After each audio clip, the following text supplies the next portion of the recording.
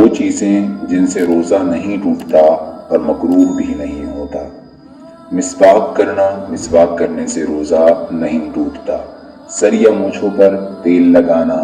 آنکھوں میں دوا یا سرما ڈالنا، خوشبو سونگھنا، گرمی اور پیاس کی وجہ سے غسل کرنا، کسی قسم کا انجیکشن یا ٹیکا لگوانا، بھول کر کھانا پینا، حلق میں پانی بلا قصد چلا جانا، خود بخود قے آ جانا، سوتے ہوئے احتلام یعنی غسل کی حاجت ہو جانا، دانتوں میں سے خون نکلے مگر حلق میں نہ جائے تو روزہ میں خلل نہیں آتا، یعنی دانتوں سے خون نکلے اور وہ خون حلق کے اندر نہ جائے تو روزہ نہیں ٹوٹتا اور نہ ہی مکروہ ہوتا ہے۔